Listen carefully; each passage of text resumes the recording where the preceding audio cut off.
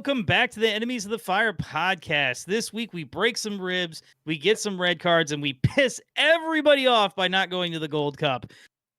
Ladies and gentlemen, I am FC Neo Tokyo. This is DPG, and this is James. And gentlemen, how are we doing this week? What's up? Oh, there you go. Cheers! Straight to the dome. Straight to the dome. Cheers, all. But it's been not a great week for a Chicago Fire fan, but it's been a great week to be a sports fan. We'll get into that. Yeah, you have tapped me into the greater knowledge of sport. What's going on, DBG? How was your week? How you doing? Honestly, it's been great. I mean, obviously a shitty Saturday, I'm sorry, let me take that back. A shitty Sunday, but God, please tell me this is more than a minute in. But I did get to see the Royal Rumble again, so that's always a plus. No, when you said, okay, peep this, we're gonna get to that, but when he said that in the group chat, I almost typed. It hasn't been a year since I've been in Indy. Anyway, so talking about wrestling to wrestling, James, what leads off our MLS segment for today? Let me show it to the people. Hold on. Yeah, be careful. Yeah. Apple, famously not litigious. No, you got to be careful too, because of certain somebody. Well, you brought it up first. Latte Lath just coming in hot and breaking some ribs of one Nicholas Hagglund. Tell me that's a red card. The disciplinary committee came back and I think he only got a 1-game suspension. Oh, that's bullshit, man. That is intentional. Like, he just ran into them. Like, he knows he's next to him. I mean, to me, it seems a little bit like a skill issue. Like, his ribs were soft because that wasn't. No. I'm so kidding. Imagine running. Yeah, running with your elbow out. Yeah, that's a skill issue, all right. I'm kidding. No, Nick Hagglund's an MLS sicko's dream, right? That dude's been around for a hot minute. Cincinnati had to issue a statement, but you know who might be having to issue statements very soon? Inter Miami. Is Leo Messi falling apart before our very eyes? Is he going to make it through the season? Is he going to re-sign a new contract? Man, that man's one elbow away from being put on the shelf. I still contend, and I think I've been proven right by what happened today. I still contend Miami got us exactly where they want us, because honestly, they're talking about him and Suarez, not caring enough because they're buying a team in Uruguay.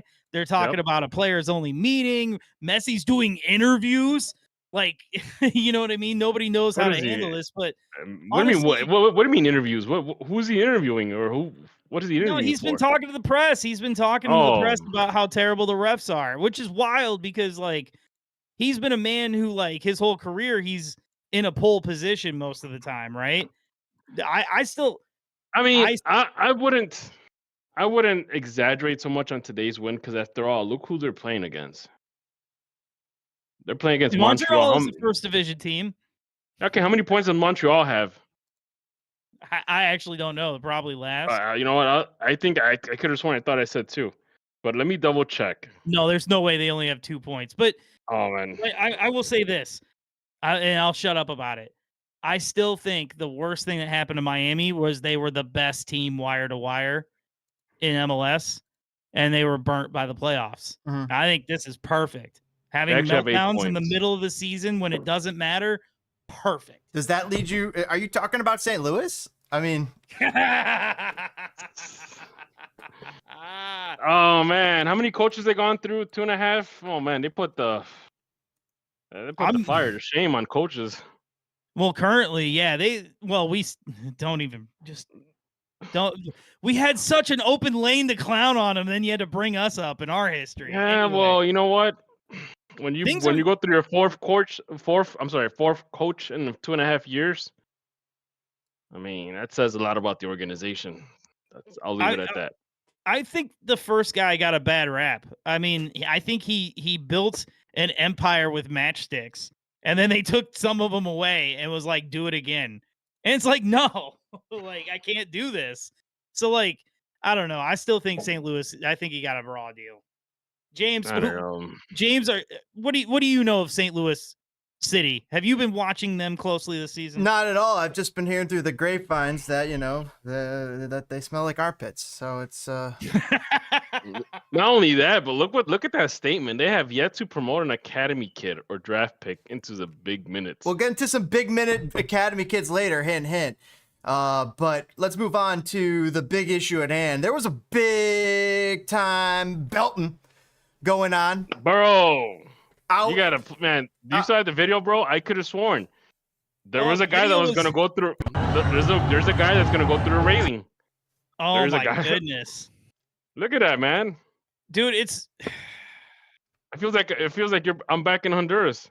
And people said we're not a real soccer nation. Here we go. No. Look, now one guy is. Look at that guy without his shirt, just going down the rows. Oh, look at that guy down the steps. Oh my God, I'm so old. I keep thinking like, oh, my back on this. Look, somebody's going over the rail. Somebody's going over the rail.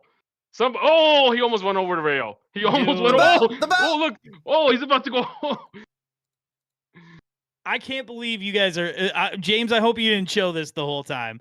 I don't want to promote this, but like, what? Look, they're fighting for the belt. They're fighting for the belt. Oh, they're fighting. Jesus Christ! Look at that! Look at that! This is ridiculous. They're still fighting. They're still fighting.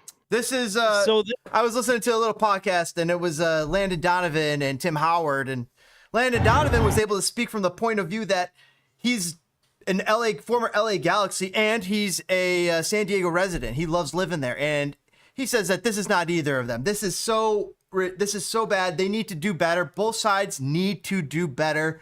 This is totally unacceptable, and it's not like either places. He says, like, Galaxy fans are not like that. I don't know what's going on here. And then San Diego people are not like that. It's like a family there. But all the same, it happened. That was what Landon Donovan was claiming in a recent podcast between him and Tim Howard that we saw. So one thing is, like, if you have one guy fighting one guy, I guess, disagreement, fine. But you got crowds of people fighting each other. Like, this is not just like one small incident. It is like, almost like a stadium riot in the second. What? Like, look at this. Look at this big guy. Like, look at this guy come down from here. What's going on? Let's follow this. Let's track this guy. Ready to get in it. Let's track this guy. I would like to not incriminate any of these people because ACAB. But I will say this. I'm just curious about just throwing on here. This guy, I think he's just coming in to help.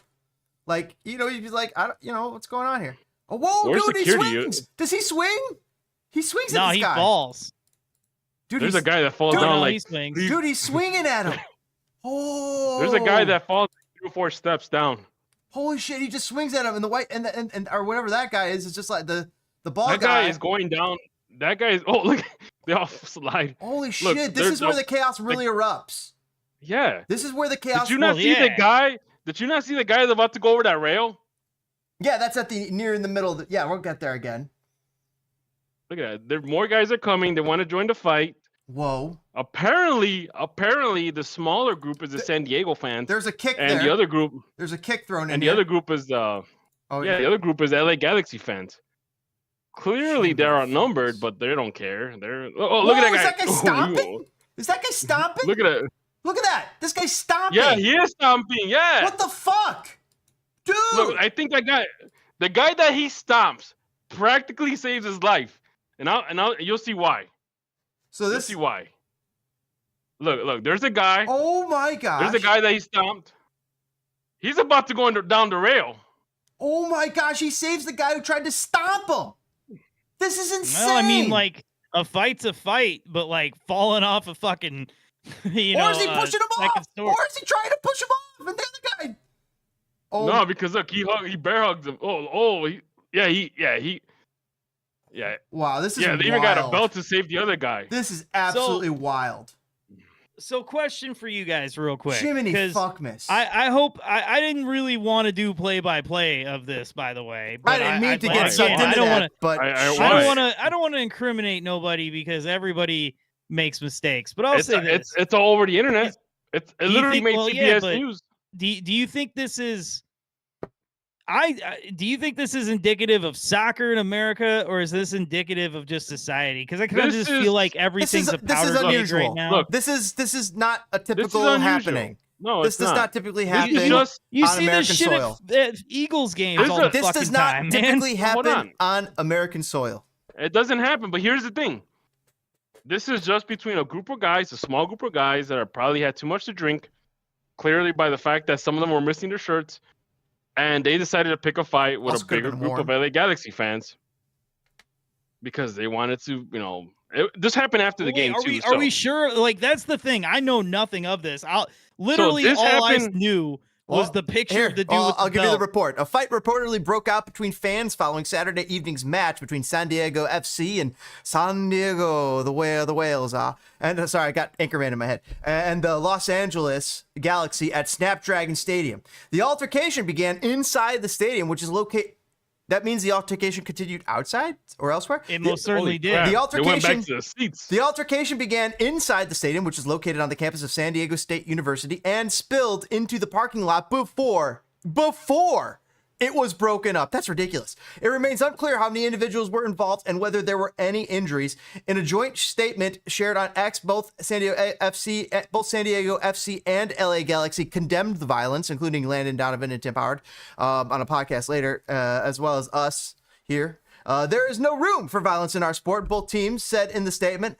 The incidents that occurred following Saturday's match at Snapdragon Stadium do not reflect the values of either club and are entirely unacceptable. The clubs emphasized their commitment to maintaining a safe and welcoming atmosphere for all fans, urging supporters to support the game we all love with passion and respect, ensuring that every match remains a safe and enjoyable experience for everyone in attendance. I don't know if any kids were harmed during that fight. Hopefully not. Hopefully not, yeah. Or small children, God forbid. Officials from both teams are working with Snapdragon Stadium security, Major League Soccer, and local law enforcement to conduct a full investigation. The statement noted that any individuals found to have violated the MLS Fan Code of Conduct may face disciplinary actions, including stadium ejections or bans. That's from CBS News. I still can't get over that they're about to go over the rail, man. That to me is mind blown. Like, it's like, this is a new team too. Like, there's no history. I mean, if there's, obviously now there's going to be history. It's going to be interesting what happens in LA when the game goes back to LA. LA fans clashed with LAFC fans. So it's like, what really happened here? Because, like, yes, you've had incidents already of, like, the chant being in San Diego, right? But, like, yeah, LA, like, the Galaxy fans and LAFC were rumbling earlier, man. Like, it's... The question is, is the San Diego ownership liking this? I mean... I don't know. I honestly think that statement is just basically a generic MLS statement that both teams just went ahead and posted on social media. What do you think is going through the mind? It's a duh thing. What team is going to be like, this was lit, wasn't it? We want our supporters group to do this all the time. Yeah. Well, they wanted more eyeballs. But I'm going to tell you this right now. This is not the price you want to pay. I'm going to be watching that LA Galaxy San Diego game when it comes back to LA. Oh, really? It's going to be spicy. It's going to be spicy. I mean, you're not wrong, but, like, have we made it now?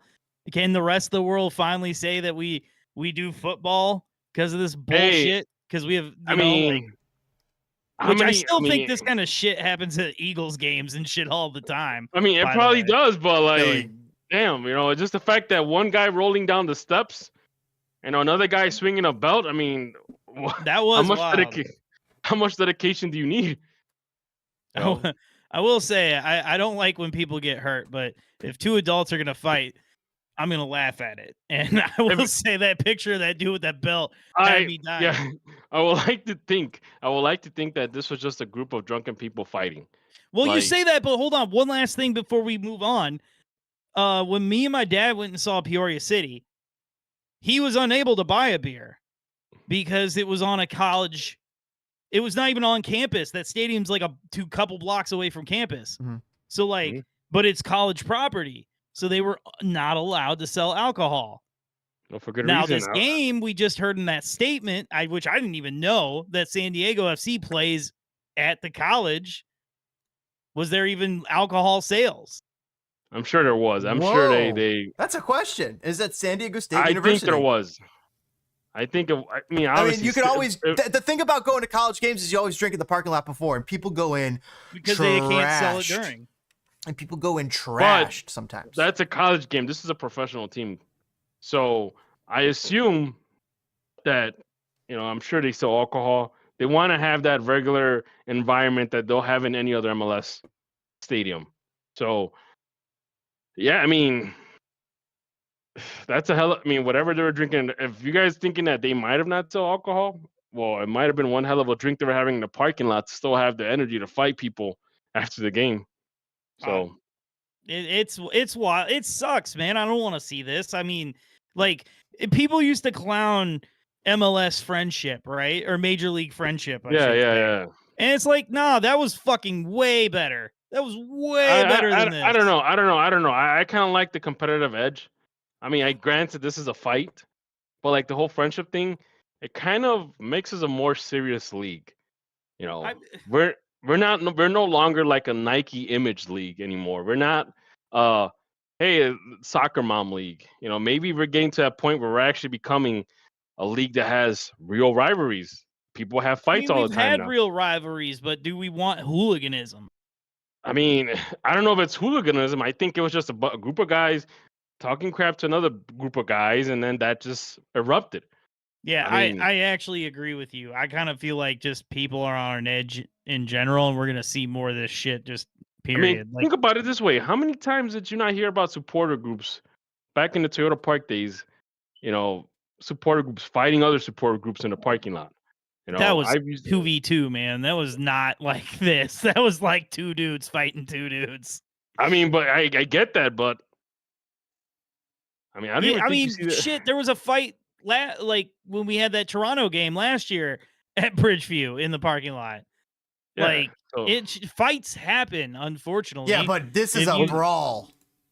No, that's a brawl. That's like a borderline riot in the stadium. And for it to continue in the palace. And for it to continue outside, yeah, it's crazy that there wasn't. Where are the security guards to be able to rein any of this in? Where's the man? And here's the thing, I saw some of the security guards were like, I'm not having this. I'm not getting hit with a belt. I'm not getting hit with a belt. But here's the thing though. A lot of people were like criticizing San Diego fans, like, you guys were outnumbered like 5-1, and you still want to fight the group of the LA Galaxy guys. So, I mean, that makes you more hard, though, right? That does. I mean, look at that. You got one guy going down the steps. You got guys rolling down the steps. You got one guy trying to stomp a guy down the steps. One guy about to go over the rail. No. All right, James. Can we move on to the one LA team not involved in this? You're soft, bro. I'm not soft. I just don't want to glorify fighting. Like, honestly, man, bro. Like, I'm 42 years old, dog. Like, I'm not fighting somebody out in public like that. Fighting is awesome to watch. Here's the thing. You're not wrong. Trust me. Here's the thing. I love public chuckle fuckery. Trust me, I do. I mean, once we get to keep in mind, those guys. You could tell they were drunk because they were like stumbling onto each other. They were falling down the steps. Like, there was no cohesion whatsoever. Just a bunch of people just like running into each other, and that's it. They can't even keep their balance up. That's how you can tell they're like all drunk anyways. I don't know, man. I had higher hopes, man. I have higher hopes. Well, you got your higher hopes now because now the San Diego LA Galaxy rivalry is going to be spicy. Ooh-wee. Right? What are they going to call that one? They got somebody to get stabbed. They got what is it, El Clasico or El Trafico? El Clasico and El Trafico. They got El Trafico. What are they going to call this one? California rivalry? I don't know. What's I say you bronze that belt and they play over the belt. What's bar? Anyway. Oh yes, the California belt. The California belt match. I can't believe you got me to participate in that. God damn it. The belt match. California belt match. There you go. What's a Spanish word for like fighter or barn? Like pelea? That's like fighting. Pelear is like fighting. Oh no, they should call it the luchadora. Oh, that's wrestling though. Okay, yeah. Let's change away from fighting. To luchador. Well, I mean, it kind of is like wrestling. You got people tumbling down the steps and stuff. No, so. that's mixed martial arts, right? I don't know, man. Even the guy trying to stomp can't even keep his cohesion. Like he's like falling on the floor. I mean, none of these people are trained fighters, right? Nobody. Why are we critiquing fighting styles of people in the stands? Let's move on. Let's move on. Toke's begging for it. Let's move on. I know Tokes is just being soft, man. Vela, you live in Chicago and you soft. Vela taking the field for the last time. If we only knew what we know now. He's retiring as a LAFC player. I was gonna say. Yeah. Oops. Don't fight me now. Don't fight me now. So apparently Carlos Vela. How did we enjoy his time in this league? Well, his time's not over yet, though. He just retired. He's gonna be their ambassador now. Oh, come on. Like Bastian Schweinsteiger? I have not seen an ambassador. I have not seen Bastian Schweinsteiger ambassador anything for us in the past like 5, 7, 6, 7 years. It'd be so sick if he scored on this play. That's a hell of a way to. Yeah, it would be a hell of a way to get in there. Yeah, but you never know what you got until it's gone, man. Carlos Vela was the first guy to come in this league with huge expectations and actually yes, I'm that, and meet them. Right? We used to have people come over here and just fall off a cliff, right? But I mean, 30 goals, that was unheard of at some time. Remember when no one thought that Lassiter's 27 would ever be caught? You know what I mean? Oh, dude, for the longest, people thought that was never going to be caught. Then the guy named Joseph Martinez decided to come play here. How did Chicago Fire? Vela did it. Vela did it before Martinez.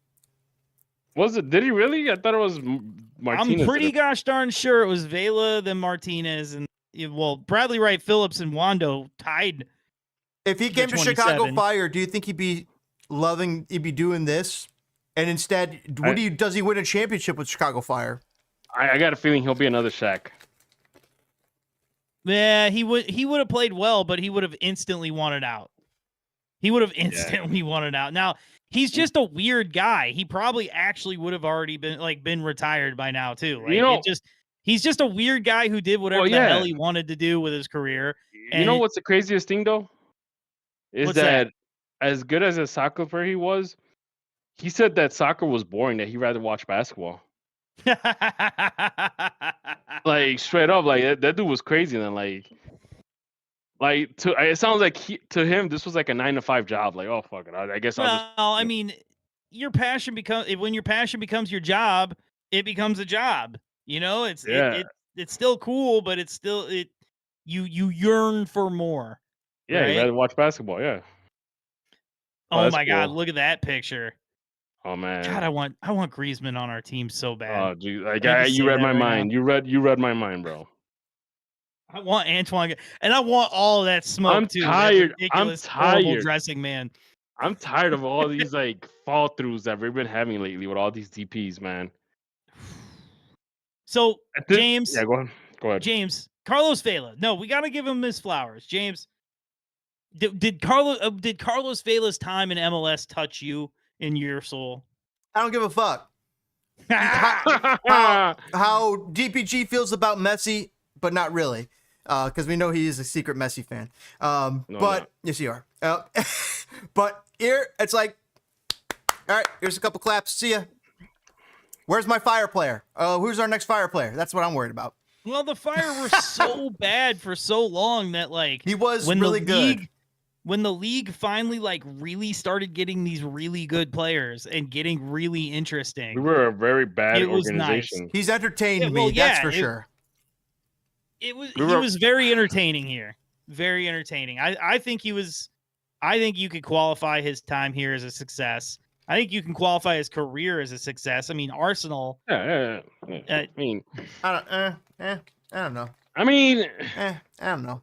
He comes from that era of good Mexican players like Chicharito and a young Choa and that he comes from that era. Did he maximize?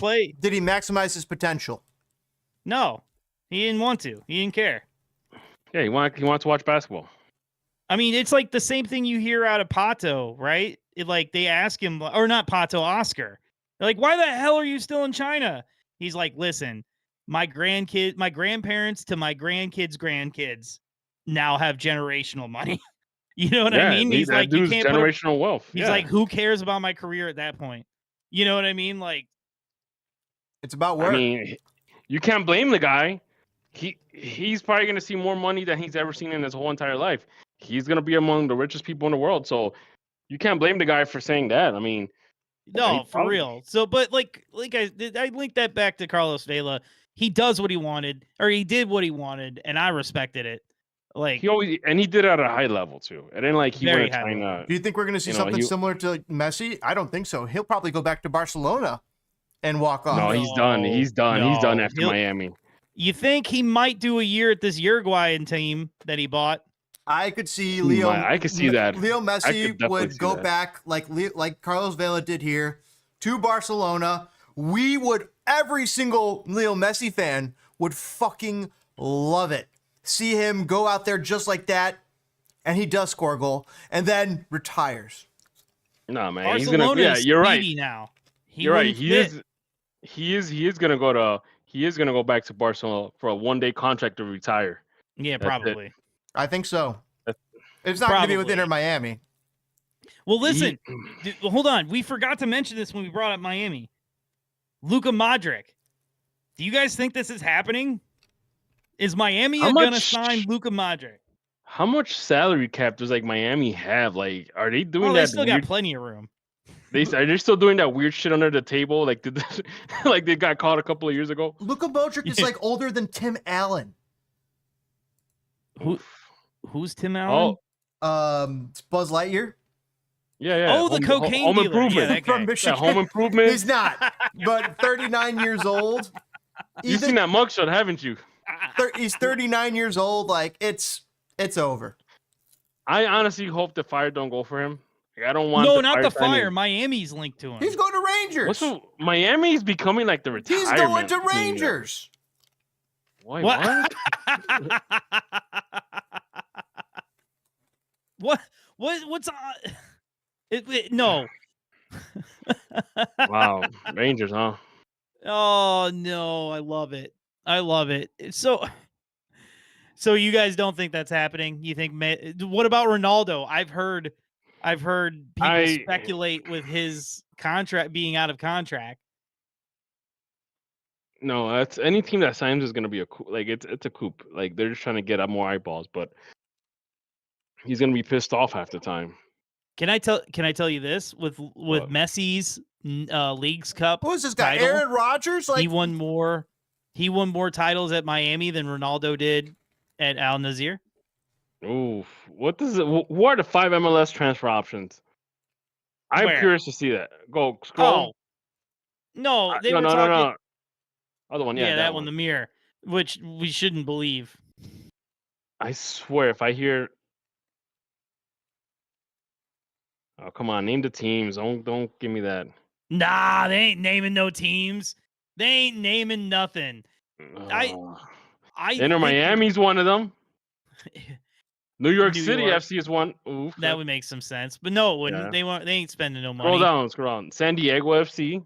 I could see them try to do something, and that's it. That was 3, not 5. Okay. Well, you said you missed Vancouver, and you missed Minnesota, but maybe you didn't. Oh yeah. No, there's no way. There's no way either of those. They just chuck those in there. They're like, who else? Yeah, they just let's just fill in the ranks. Yeah, they're like Kansas City's a couple hours outside of New York, right? Anyway, so one last MLS news that I want to tell you guys because I know you guys did not pay attention. Right before we leave here, he's coming to MLS. Did you guys?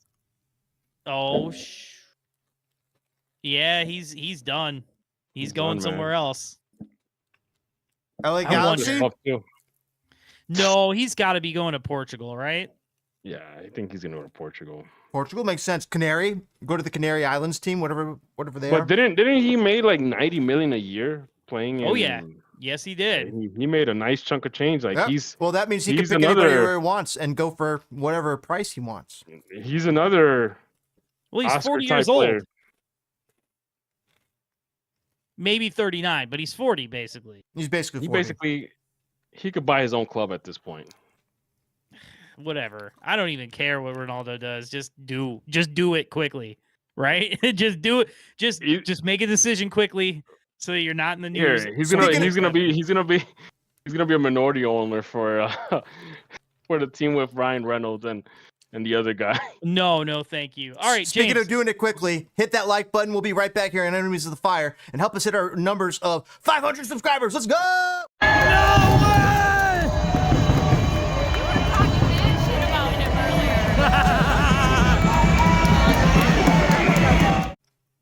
Welcome back, fellow enemies of the fire. We are here because James has something special for us. James, what do you have for us? NBA playoffs, NHL playoffs, been something special. As you know, I'm clicked into that, and something about the Pacers and Knicks series has just made watching basketball so fun. It's just like it hasn't felt this fun in years. And something about the Pacers Knicks is like, oh my gosh, this is fucking awesome. This is great basketball. It's massively entertaining, and it really. I don't know if it's just Tyrese Haliburton or Jalen Brunson, but Tyrese Haliburton has been cooking. Became like the third ever player to do a triple double, 30, 10, 15 stat line with no turnovers. This guy threw 15 passes that scored points, which is assists in basketball.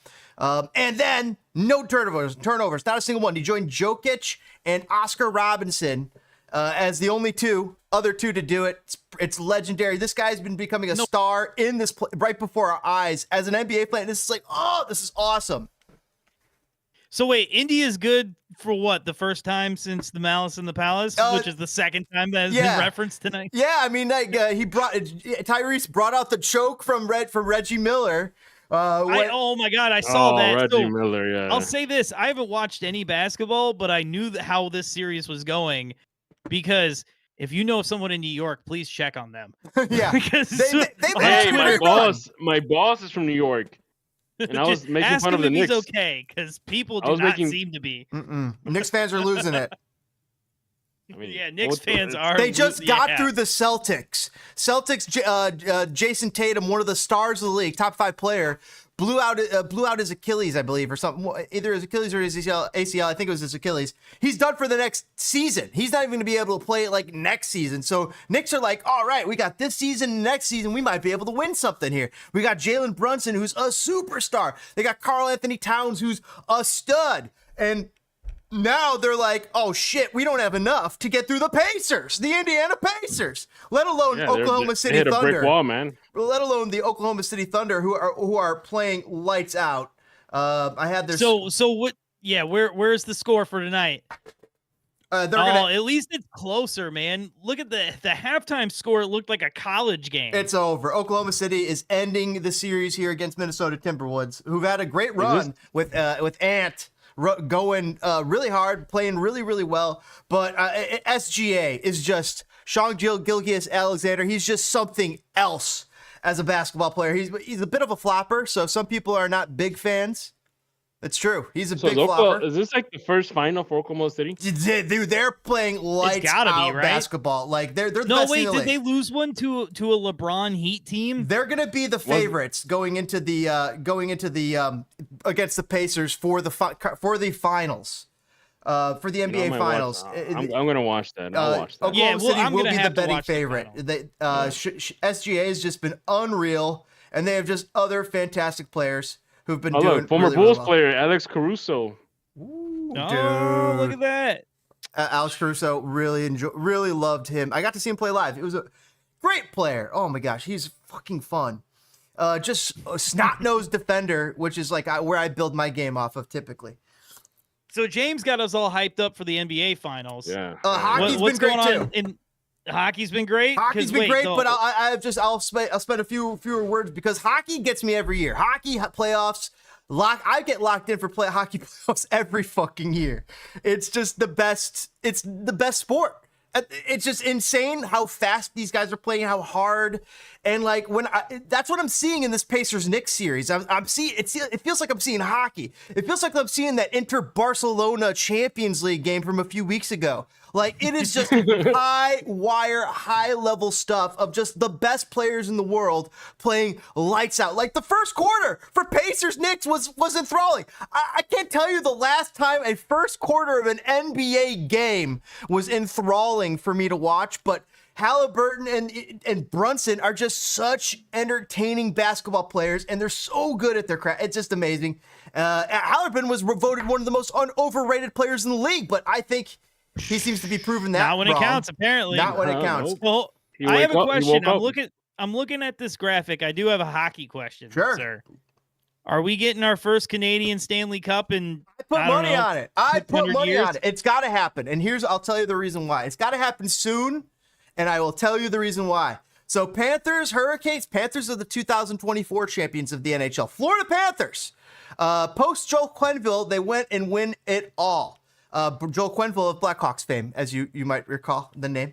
Oh, yeah. But Panthers won last year. They're a Studley team. They're fantastic. Great in goal. Great in defense. They're so deep. They picked up the Boston captain, Brad Marchand, in a trade earlier this year. Like, they're loaded up to the gills. They're fantastic. I picked them I put a little money on them, and I put a couple shekels on them, and I put a couple shekels on Oilers. Hurricanes, great team, great defense. Good offense, but fucking fantastic hockey players. They had some players in the All-Star game.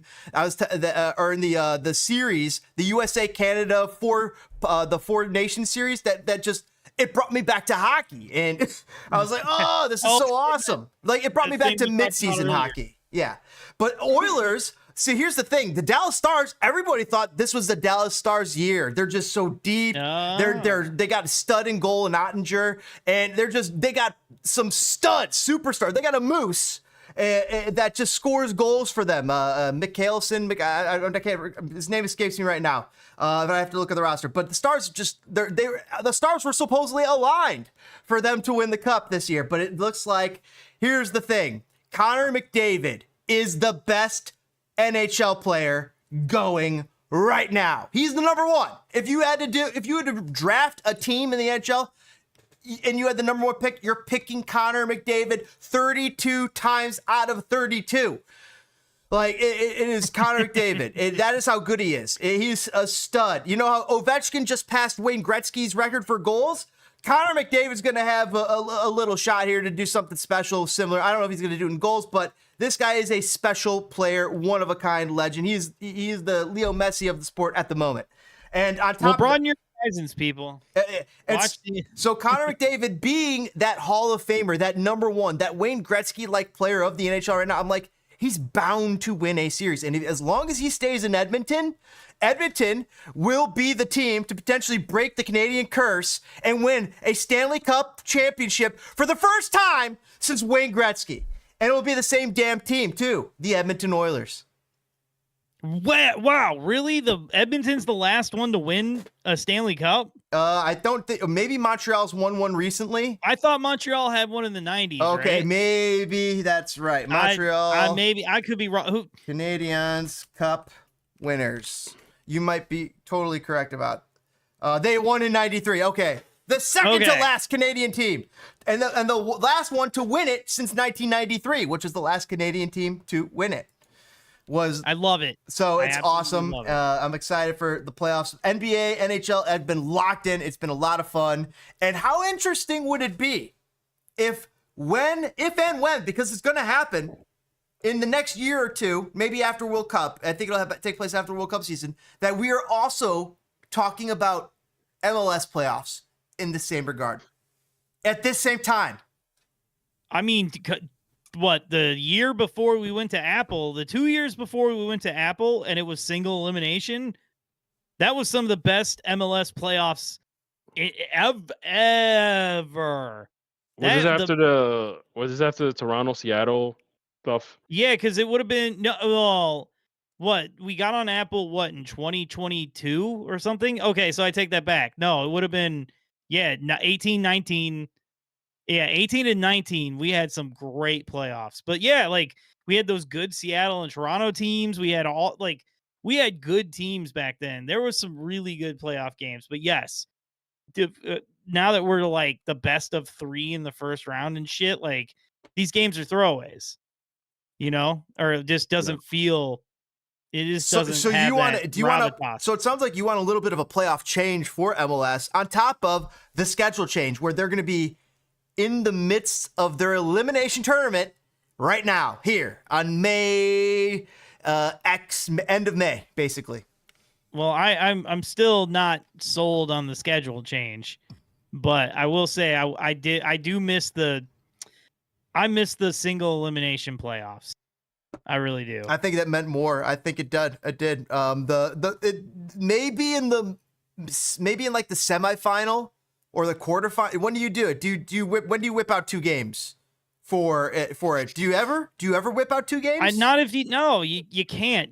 You just add so many games because you're already playing the same amount of games as most European leagues, right? Mm-hmm. You're playing 34 as opposed to 38.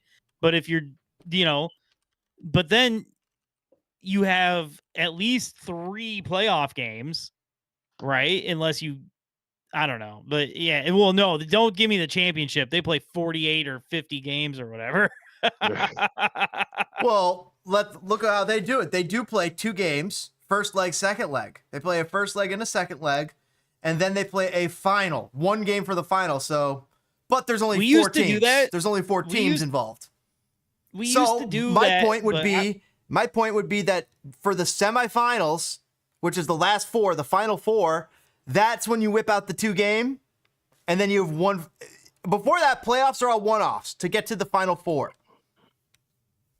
I wouldn't hate that. That would be fun. And then you have 2 games for the final 4. They get to enjoy it, relish it, and then the 1 game final, game up. I'm not against. Can we do a 2-leg final? No. Gross. That'd be cool. No, it wouldn't. Who would want to go to the first game as a fan? I don't know. Well, here's the thing. Like, if let's say Fire versus Seattle, first leg in Seattle, second leg in Chicago, deciding game. Whoever had the best record gets the final. Gets the second leg. I don't know. I mean, a 2-leg final just doesn't feel. It just doesn't have the gravitas. I mean, that second game is going to have all the gravitas you need. Yeah, that's the thing. For final, I don't think you need it. Agree. Well, yeah. Is that going to have any gravitas if the first game goes 3-0? Who's going to watch the first game? I'm not going to. Why would I even watch the first game? It's a waste of time. I'll watch the second game. That's where it's all the marbles. I mean, if you're invested in the team, I would assume that's the thing where a 2-game semifinal works because there's still the chance, you're still hope. But with a final, it's just I don't think it works. Oh, Panthers beat Hurricanes. Let's go! Oh, so it's game over for the Hurricanes. Panthers are going to... Cubs sweep the Rockies. Dude. PCA. Get his jersey now. PCA is a beast. Cubs re-sign this guy. He's bringing Chicago fans back to baseball. Pete Crow Armstrong. Yeah, man, he's a fucking amazing player. Here's a real kicker, though. This was the last thing that Javier Baez did for this Cup team. Yes, it was.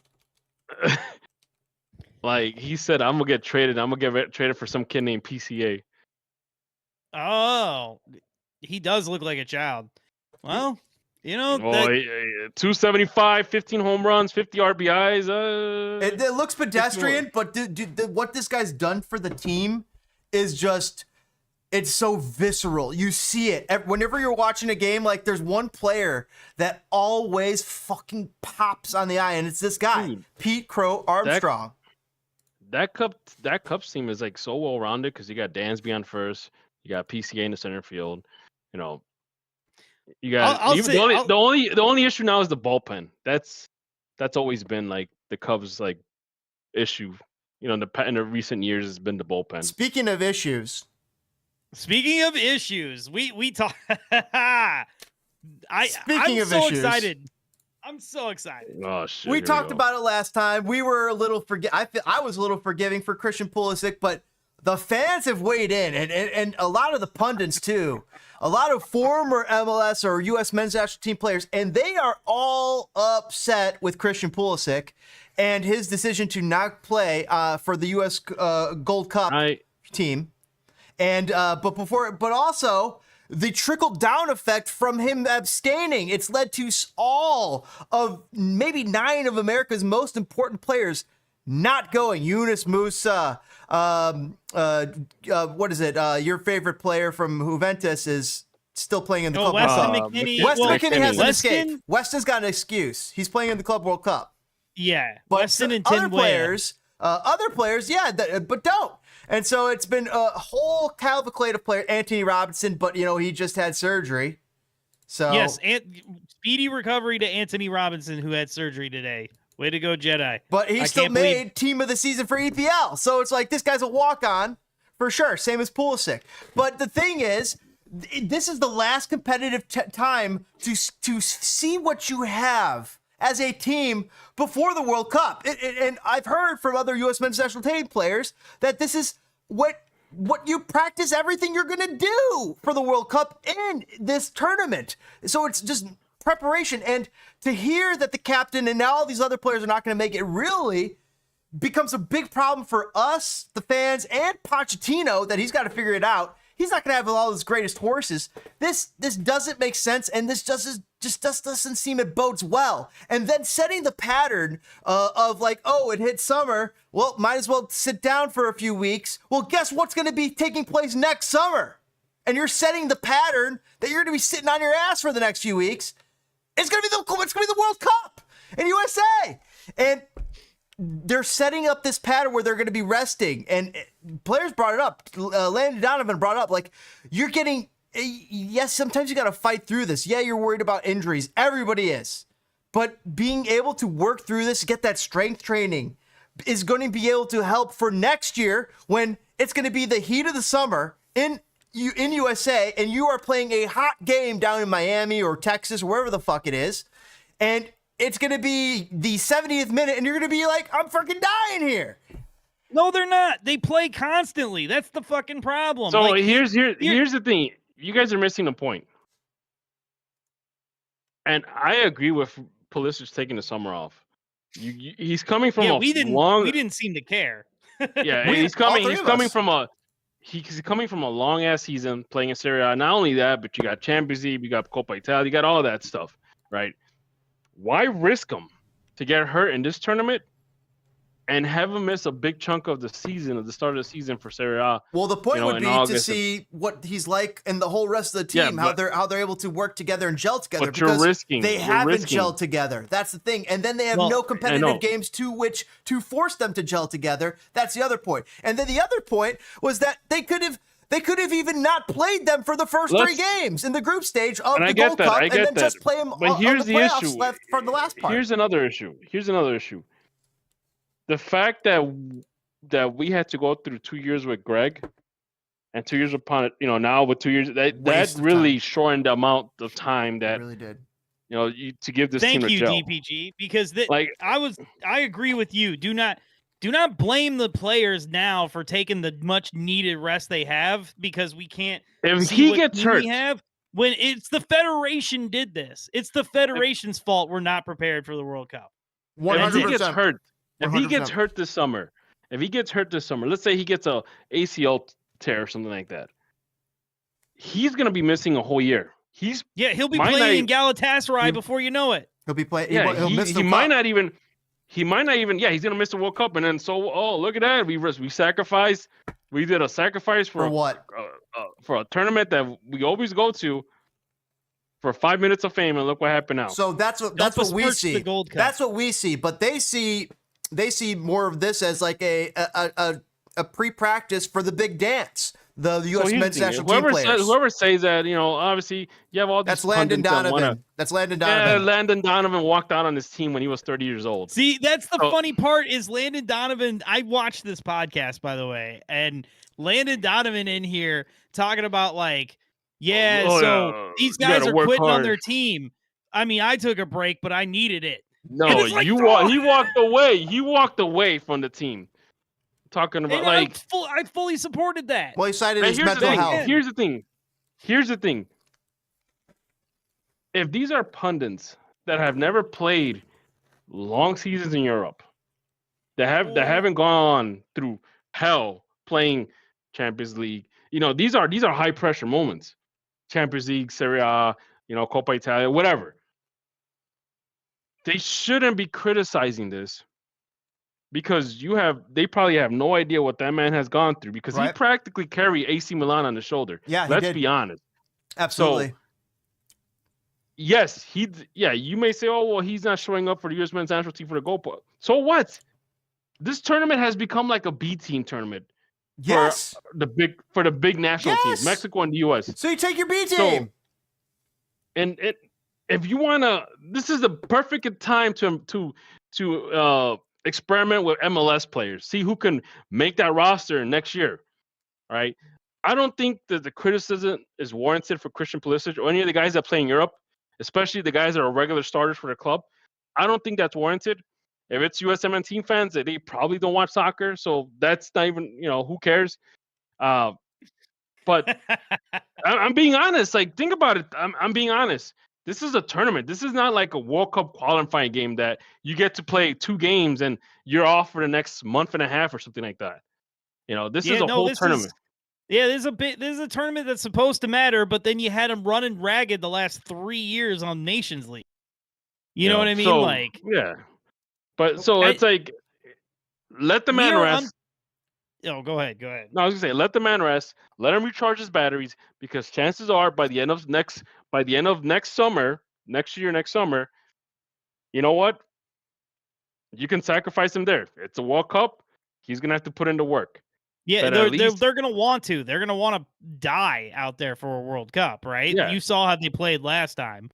Yeah, dude, it's just like I said. This is all like I said it last week. We all were pretty okay with the guys missing it, but I was just like, man, it's so disappointing because this is the last chance we have to figure things out. That's what we said. And it is, but you know what the thing is? But we understand that is not on these players. This is not their fault. No, it is the Federation's fault with screwing around with Greg Berhalter. And another thing.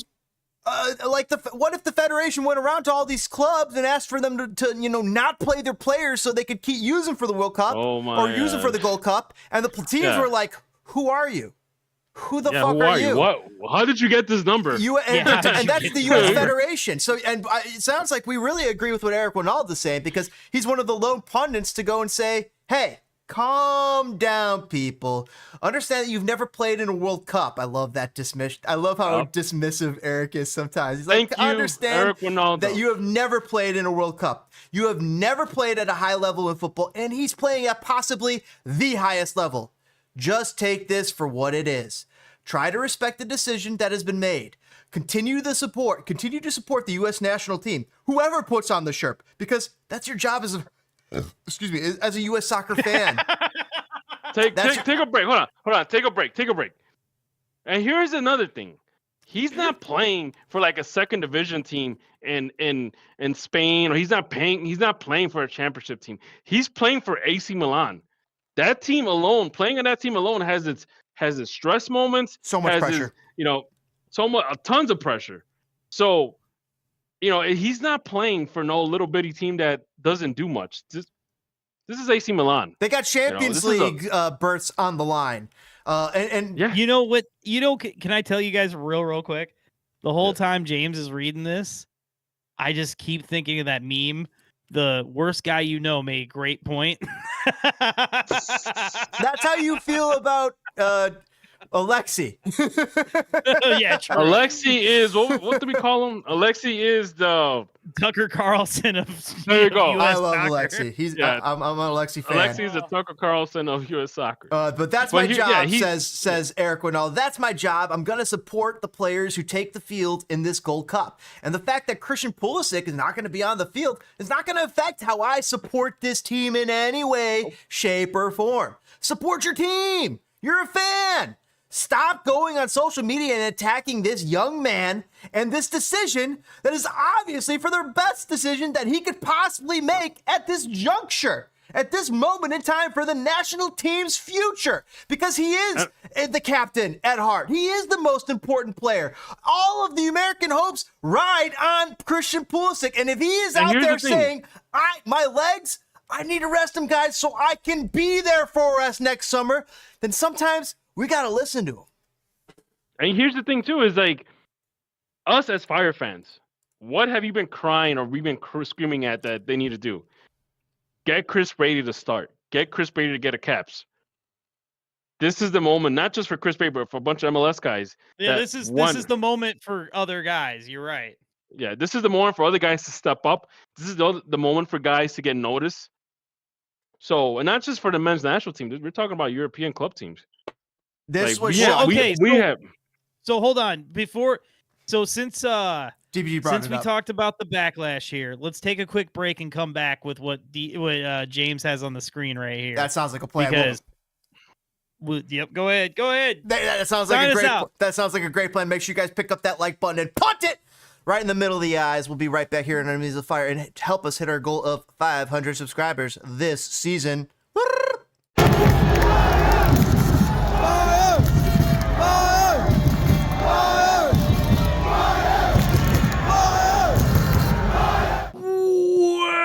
Welcome back, fellow Enemies of the Fire. Sorry. Anyway, we're here. We're back. We're continuing. We're marrying the topics of the U.S. men's national team and our beloved Chicago Fire right now, because the mulleted youngster Chris Brady was called up to the U.S. men's national team far too late, far too down the list, but he has been called in. Get used to seeing saves like this in the red, white, and blue. I agree. This guy is so deserving of a call-up. I'm so excited for him. He got whipped. He's got his ass whipped 7-2 earlier this year. And it made me worry for him being able to be called in, because like that wrecked him for just a second there. They took him out of the lineup for one game not too long after that. Let him reset. But he was just having a series of off games where he's been one of our best players for the last 2 seasons. He's been the reason that the Chicago Fire have been in games. So it's been awesome to see him get a shot. And I don't say that as a homer, because I don't think a single other player on this team deserves a shot. You're not calling up Brian Gutierrez. I'm sorry. You're not. Oh, no. You're not. You're calling up Chris Brady. Elbows. Chris Brady might be the best American goalkeeper out there, which is shocking because we had Gago Sonina, who was supposed to be the 2026 Gold Cup World Cup. He was supposed to be the guy for 2026. At least a lot of Fire fans were thinking. But man, has that star faded a little bit. You know what? I think if Sonina would have stayed at least one more season with the Fire, I think his trajectory would have been much different. It would have changed Chris Brady's. Totally agree. It wouldn't have changed Chris Brady, because we went through a period of time where we were not even starting Chris Brady. Did you see this? Look at this highlight reel. Yeah, they were letting Richie play and stuff. Yeah. Carlos Duran gives it away. This highlight reel is insane. Yeah, I know. He is insane. Chris Brady early. 50 caps with the national team dude, playing the World Cup. I will go back to what James said. I fully believe that Chris Brady is the best goalkeeper in the pool right now. I do too. I fully believe that. I'd rather play him over Stefan. I'd rather play him over. He's better than anybody. Well, Stefan and what's his name? Turner, the Columbus guy. Schulte. No, Stefan and the Columbus guy are hurt. Schulte. Whatever. I think he's better than both of them. I don't know who this third guy they called in was. Freeze. And then, yeah. Who the fuck is Freeze? Yeah, Freeze. That's what it is. Yeah, I don't know who the hell that guy is. I've heard of him. And Horvath isn't getting any looks. Matt Turner when I saw that name, I automatically thought about the freaking St. Louis Cardinals player. Guys, we might be looking at the 2026 World Cup keeper. I really think we are. You know what? I think he's the best, and I think Pochettino will see it. No, you know what? Even if he doesn't make the 2026 roster, or if he does the third string, I don't care. He's gonna be there. And was it 2020, 2030? Yeah, 20. Yeah, I mean, if the nuclear if we dodge the nuclear winter, but yeah, he should be here. Like, I mean, I think this kid has talent coming out of his ears, man. Tim Howard has definitely texted him, "Hey, man, you look better bald." I mean, his haircut is purposely atrocious. I mean, not even that, but he looks like a guy you'd have on a heist with you. He looks like a guy you'd have on a heist with you. Someone posted a picture of him, showing up to Chicago. Was it what's that team called? The 5th division team? Oh, Chicago. the Clearwater FC or the House? Yeah. He showed up to one of those games, like this season, like a few weeks ago, like a week ago, whatever. It's, again, you can tell this guy, he has a passion for the game. He's showing. I mean, at this point, he's probably surpassed the last guy that we thought we were high on. Oh yeah. Unless something changes dramatically, like unless Slovenia gets like a big break and goes somewhere else in Europe, and out of nowhere he just like tears it up. I mean, honestly, our dream has always been to see these two guys in the men's national team. Oh, for sure. On a rotational basis. Brady is just such a shot stopper, man. Yes, he is. He is a brick wall, dude. And even when he gets scored on, most part, he's in the proper position, or he gets a hand on it, or it's close. His defense leaves it out to dry. And Sam Rogers shoots the goal in. Yeah. Unless Sam Rogers is shooting, then yeah. So I guess that bringing up negativity, I guess we'll bring this. Oh boy, look at that. We'll bring up some more negativity, guys. What did you think of this NYCFC game? What? Can we hold on to that for 1 second before we get there and briefly talk about this? The dynamic pricing. The ticket. God. Dynamic pricing. Dynamic pricing for FIFA tickets. This seems like manipulative and bullshit. Like, I'm all for capitalism, but this seems like some sort of overreach. It takes advantage of so much, and it just seems wrong. I don't like this. It just seems unethical. This is FIFA's way of trying to be the scalper too. So they're gonna be the vendor and the scalper at the same time. I mean, it's this like. I wasn't gonna buy a ticket, but this is enough that would have swayed me. I'm gonna buy at least one ticket. It's not even. It's a little bit for me, but I'm mostly for my son, for my kid. Just buy one ticket and get a big trench coat and have him sit on your shoulder. Yeah, be the extra tall person. Oh man! So I just want to say this, and I'll shut up. You cannot quantify lower demand. You can quantify more demand, but you can't quantify lower, which means the ticket price will never go lower than just continually, like it will continue to climb. Like exponentially. Everybody wants to go to the World Cup, and all of a sudden you start, this seems ridiculous. I just don't like this. I don't like this at all. 100%. Yeah. Something else that I'm not sure some people like, but a lot of people did love. Liverpool wins 2024-2025 EPL, but then there was a little. Didn't we know this like 6 weeks ago? But then there was a little tragedy when they had the parade. A guy ran over people, it's just ridiculous. So thoughts and prayers to the Liverpool fans that were affected by that, because that seems ridiculous. That when you're going to celebrate your freaking team win the fucking championship and someone fucking goes and ruins the fucking day. It's just like the Kansas City Chiefs 2 years ago where somebody shot some stupid fucking kid shot some gun at the Kansas City Chiefs parade recently. It's just like, come on. Like, we're here to have a good time, enjoy, celebrate the team, something that brings us all together. It's fucking bullshit. Yep. Yeah, it's societal problems. Problems. Yeah, and I mean, fuck. We've been the kings of having our schools shot up. It's just a part of life now. We just accept. Nobody gives a shit no more. That seems but crazy. Anyway, thoughts and prayers, like you said, that's gonna. Never mind. Speaking of KMDFM, You cannot get that right. KMFDM.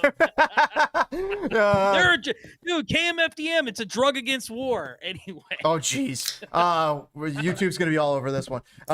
New York City, Chicago. What did you guys feel about this loss? Do you feel like the Brian Gutierrez red card you gave it away, or was it the Jay de Villa? Hold on. Watch out, James. Watch out. Brian Gutierrez is at this point he's a loose cannon. Like, honestly, this is his second red card for doing something stupid. Like, he's like, dude, you're like what, 20 years old, 21 years old, and you're getting red card for stupid stuff. Like man, I don't know if you gotta grow up or something. I don't know. Like, you're throwing elbows because some guy probably told you like you suck or something, or was talking trash to you. Like, come on. I tried to find an image of it, but I couldn't find any video of it. Oh, of the elbow? Yeah, it wasn't great. It wasn't great. Yeah, I don't know. It was a straight red for sure for me, right? I agree. It was a red card. And I also agree that's what fucked us, because we were up 1-0 at this time and in control of the game. This loss was on Brian Gutierrez, hands down. I mean, the coach says so too. We hurt ourselves. Goody took that action and hurt his whole team and really put us behind the 8 ball. For a player to do that is irresponsible. His ass is sat next game. Everything after that point is a moot point. I mean, is this really a chronic problem, or is it just like... It happened twice within like 3 or 4 months. I don't know, man. People get red cards.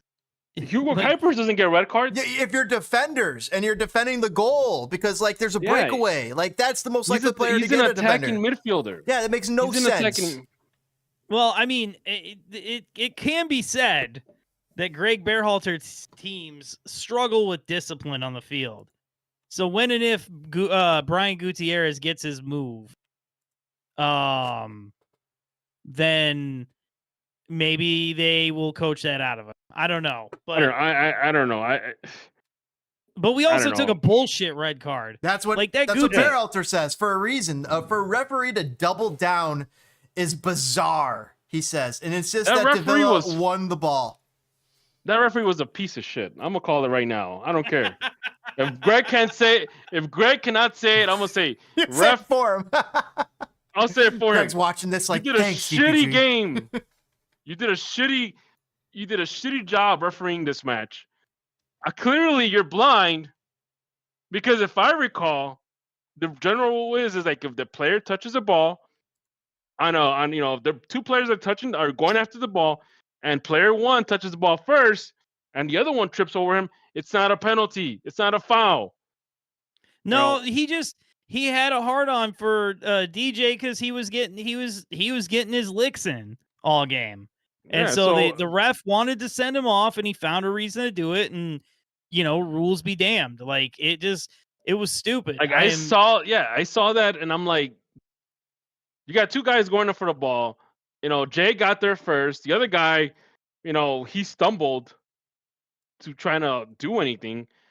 But then you give him, you give the penalty. You give another yellow card. You give the penalty. You saw the VAR replay. Clearly see that Jay got the ball first. But you want to play stupid, so you know what? There you go. This is the result of that. So now play stupid games, win stupid prizes. I guess exactly. So DJ now was pressing his luck. Yeah. Well, look at this. So both Goody and Jay de Villa were fined for not leaving the pitch fast enough. Guti was also fined, and we talked about this in one of the first podcasts of the season. They talked about not leaving the field fast enough, and cards and fines being levied against players to be able to increase the pace of play. So that's interesting that here we go. We got 2 fire players getting bit in the butt regarding that. Yeah, that's bullshit, because the Guti one, whatever, that was pretty clear. Like, he knew. But Guti also fined for violent conduct and will be suspended versus Orlando. Right, so DJ doesn't get suspended because they know it was a bullshit red card. But, like, to tell him that he didn't leave the field fast enough, that's so dumb. Because every human that existed expected VAR to overturn that. You know what I mean? Like, so why would he leave the field? He's about to play. Right. But Anyway, I don't know. Let's talk about one positive on this game before we put this ugliness to bed. Is there a positive? What was that There positive? is. Well, hold on. First, another negative is Pineda's injured, of course. Oh, but anyway, geez. just finally when he started playing pretty well. But no, the one positive is this. Zinkernagel is when he plays, when he's playing well, when he's on his shit, he's the best player on the team. This exchange was beautiful. Like, it came out of the back too. It crossed field like once or twice. This was a beautiful build up to the goal. Zink started the play, didn't he? No, he didn't. This was all the way at the back line, and the Fire got it up. And of course, Gutman, who I've talked crap about his defense, but also lauded his offense, continues to be a stellar offensive player. Gutman has runners ahead. Boom, flicks it over. Good ball. Oh, sorry, the old Twitter glitch that everybody knows about. Dean. That was Dean, by the way. Good ball. Oh, it's Dean on that right side? Yeah. Gotta refresh it for us. Sorry. Yeah, Dean played. Yeah, you're right. Dean did not play poorly. Good ball. Yeah, because look, Zink's coming in late. Boom. Boom. Dude, when There he's goes. on, he's the best player on the team. Seriously, and he shouldn't be, but he is.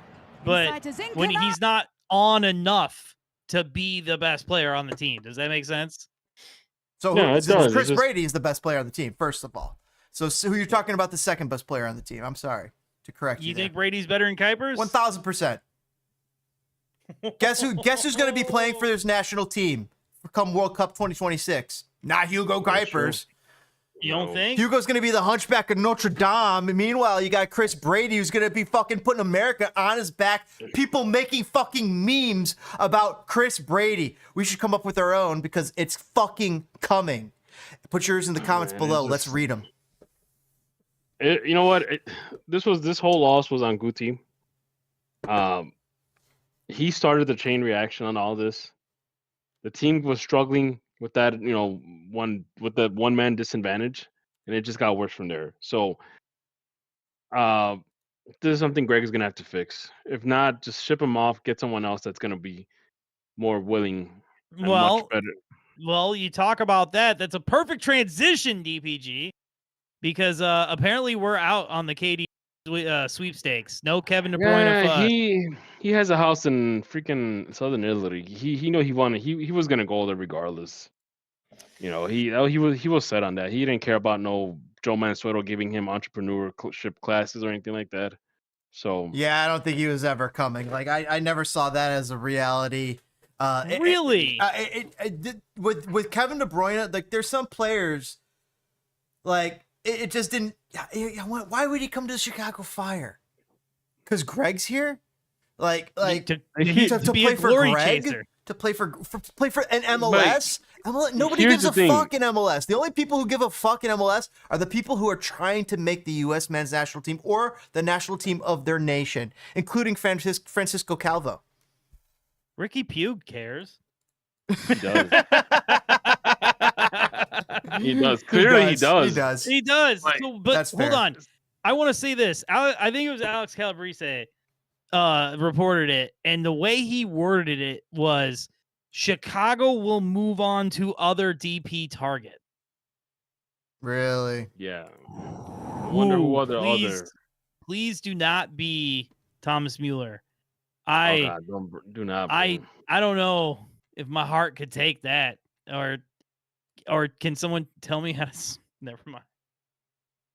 Can't you sort of for the recent ones? I'm trying. Oh, who knows, man? And maybe it wasn't him. Maybe it was the other cat, Joe Schatz or whatever. But the way they worded that was like, we have other targets. Now, we have not heard a lot of other rumors. No. We get tied to a few weird things here and there, but we have not heard anything serious. Do we have other targets? Not on Kevin De Bruyne's level. If you pulled up Kevin De Bruyne, people are going to be showing up in the stands to go see Kevin De Bruyne. Really? Like, hold on. Was Kevin De Bruyne going to sell a single ticket other than like the knock-on effect from being a good team? I feel like you're right. It's going to have a similar Bastian Schweinsteiger type of appeal, where to the core, to soccer fans, people are going to be like, oh yeah, but like to the common casual Chicago fan, maybe it doesn't have the appeal. But it does after he's been here a year. If you're telling me that you really think that Carlos Vela would outdraw Kevin De Bruyne in Chicago, 1,000. I think you'd be correct. Yeah, 1,000. And think about that. That's not about the caliber of player. It's about it's about where they're from and the caliber of the fame. So it's about the fame. Now, Kevin De Bruyne in Chicago, like in year 2 and 3, after all of a sudden we're one of the best 3 teams in the league, will bring fans to the park. But just signing him in general is not going to bring anyone to the park. But anyway, I digress. I want somebody good. This guy might be bringing people to the park sooner than later. This guy's been a stud. Did you not watch? He was atrocious. Oh, he had a howler. He's injured. He came back from injury. He's coming back from injury, and he's not, dude. When he went out there, he's not worried about the team right there. Like, this is not a winnable game. It was. I don't blame Barroso, who's on loan, trying to protect himself and being Barroso has played like what 2 games for us so far this year, man. And when he plays when he played at the top of his game, he was amazing. He was. Is he on loan or do we sign him? Hopefully I think he's on loan. Hopefully this isn't like a Ted Lasso football is life situation where Danny Rojas is just injured like the whole season. Yeah, I have still not seen that. You got to see that right now. Go get that Apple TV thing going, because even my wife was like, I want to watch Ted Lasso again, and we started watching Ted Lasso again, and we're like, holy shit, this is a howler. This is freaking, and howler in a good way. Like, we're howling and laughing. It's so good. First season and third season. You'll see what I'm saying about the second season when you check it out. But third season, all right. But stick through it, because third season, vast improvement. All right, so before we bounce out of here, this week's game. Oh, James, I don't even... Dude, that's in July. We are not talking about the U.S. Open Cup. I'm just saying, don't keep that in your thoughts and prayers. Chicago Fire taking on Minnesota United for the U.S. Open Cup, and we got a chance here to actually win something, to win a little piece of silverware, because we're not winning MLS Cup this year. We're not winning the Community Shield. Maybe they catch fire in the playoffs and pull off a crazy run, but it's more likely that they got a shot for this U.S. Open Cup. Wait, are we out of the running for the DFB Pokal? Anyway, all right, so who are we playing? We're playing Orlando this weekend. I was in attendance for the Chicago-Orlando game in Chicago. We, interestingly enough, got an early red card and proceeded to... Yeah, we survived a 0-0 draw, or was it like 1-1? I think it might... Speaking of Orlando, they lost today against Atlanta. Guys, Chicago was going to win that game against New York City. Chicago was going to win that game. Hold on. And then Goody blew it. Hold on. And Orlando got a red card today. Oh, wow. Good. Now, James, to your point, you are correct. But also, we played them off the field with 10 men. That's what I'm saying. Even with 10 men, we were still... Even with 10 men, how good is Araujo? I mean, he's good, but like... He got a red card. Oh, well, you know. Wow, he's out next game, so see ya. Yeah, dude, I'm telling you, we are winning this game. Yeah, we're winning this game. I like, what? I literally said it. I turned to my boy and I was like, hey, man, I don't know none of these cats on this team when they had like the starting lineup for Orlando up. And like, we saw somebody who was like, oh yeah, McGuinn or whatever, right? And I'm like, yeah. I just know Gillespie. That's it. Yeah, I had to read his name to remember he was there. You know what I'm saying? Like, it just... Schlegel. That's a name. They got Galeese in net, who's decent. Galeese's net is always good. Yeah. Galeese is okay. And I'm not too familiar with it. Chicago Fire are going to fucking win this, and they're going to win it bigly. They're going to win it hugely. It's going to be freaking... first off, some Illinois teams travel to Florida well in May, in spring weather. Like that, it's a vacation for them, and they're going to be like, oh, this is fucking great. This is like a preview of the summer. They're gonna freaking love it. I think Chicago Fire will excel. I'm seeing 4-1. I was gonna say 3-1. Like they're coming in for a clubbing. First off, they're pissed about what happened against New York City. Second of all, Gutierrez is out of the team, so they don't have to worry about his fat ass. Just blowing shit. Even though I like Goody, but last game he's not even fat, bro. He's not fat. Goody weighs 107 pounds. Wet, soaking wet. So with pointy elbows. 4-1 Chicago. Freaking flopping like a penguin. Hat trick Hugo. Hugo. Oh God! Start the nickname now. You were right. I really hope you're right. I'm 2-0. 2-0, shutting them out at home. Brady riding off the. I didn't think about that. Brady riding off the high of a U.S. men's national team call up. It's a shutout. I should have said 4-0. But it's away. I want to say it's away. If it was at home, I would call it. I'll say 1-0 Fire. With the logical response. 1-0. Yeah, I know. 1-0 with the Fire. Oh, the Fire. There's no way the Fire loses this game. Let us know in the comments below your prediction for the game. We'll love to read it. We'll catch you guys next time here on Enemy of the Fire as we close it down. Thank you guys. Help us hit our goal of 500 subscribers. And take that like button and punt it. See you next time.